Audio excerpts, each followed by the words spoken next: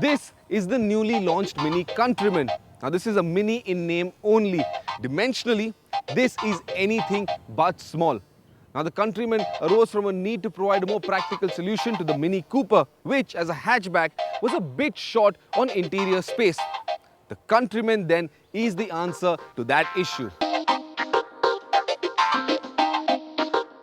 To put it in perspective, the Countryman Cooper S variant rear driving is almost as large as Skoda's Yeti. 4.1 meters long with a solid and well-planted stance. It's got distinctly different features to the Cooper S hatchback, though you can see the family resemblance despite the wraparound ovoid headlamps, beefy bumper, detail in the fenders, and of course the imposing height. The Countryman is by no means a micro mini, even though it still does look hot. Now the Countryman is a crossover, which is usually or more popularly read as a cross between an SUV and a sedan. But then the Countryman really doesn't have much of an SUV in it because one, it doesn't have much ground clearance. Now this much ground clearance, well, it's good enough for clearing speed breakers in urban areas, but I wouldn't risk it over anything more. Secondly, the Countryman, which is sold globally, comes in an all-wheel drive version, also called the All-4. But here in India, Mini sells the Countryman as only a two-wheel drive version or a front-wheel drive version. And well, if you want to run the risk of driving this vehicle off-road, well, you are going to get stuck very quickly.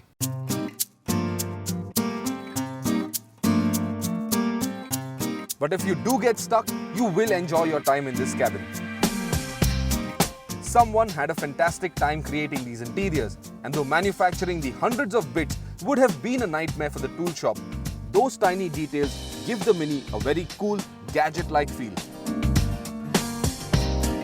I love the simple yet stylish buttons and the aircon pods on that dashboard, dominated by a multimedia interface screen that reminds me of the dinner plate my grandmother used to serve me food in.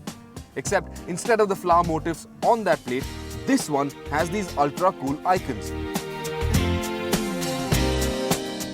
I even like the seats, supportive despite their retro feel, though you don't get to adjust their position electronically.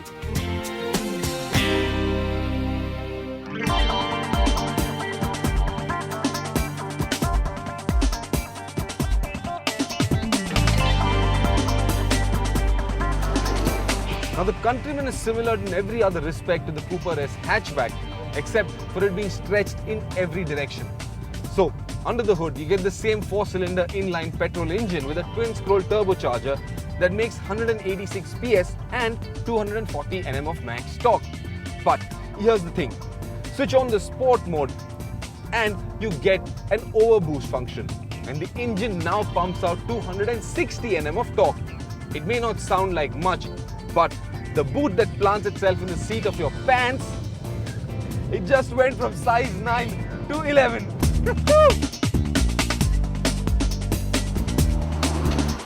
The engine drives the front wheels through a 6-speed automatic transmission with a Tiptronic function and paddle shifters on the steering wheel. It's a gearbox that's been sourced from a BMW parts bin, so it's refined, quick, and makes driving the Mini a real pleasure. However, if you do slip it into sport mode, the transmission gets a mind of its own. This is an automatic, so drivability in the city or on the highway is always smooth, linear, and uninterrupted. And with the turbo and torque coming in as early as 1600 RPM, the Countryman never ever feels sluggish. Now for the numbers, performance is a reasonably quick 8.2 seconds to 100 km per hour. That was our best run.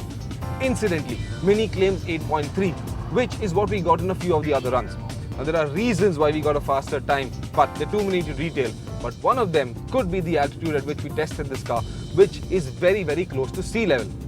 Fuel efficiency on the other hand is 8.1 kmpl in the city and 13 on the highway.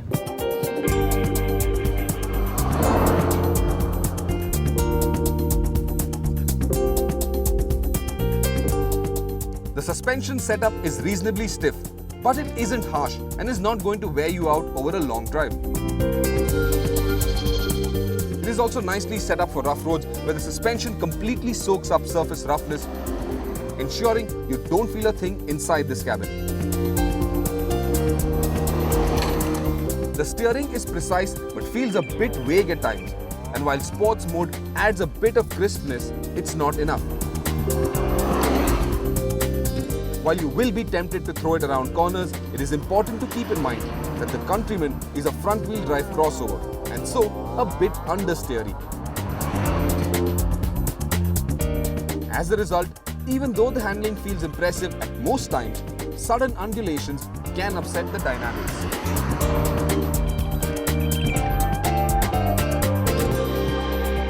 So the Mini Countryman, well, it's a phenomenally funky crossover to drive. If you wanted to be the center of attention, well, this is the crossover to be in. It draws attention to it like no other vehicle on the roads can. But then at around 38 lakh rupees ex-showroom with all the goodies and features thrown in, this is a fairly expensive crossover to own. In the same segment, you can get the X1 and the Q3, which are substantially cheaper. And then you can also get the Range Rover Evoque, which is priced closely and in itself is a design and style icon. But then you would buy the Countryman because of the brand and heritage it carries, and every other respect, well, that is a comparison story for another day.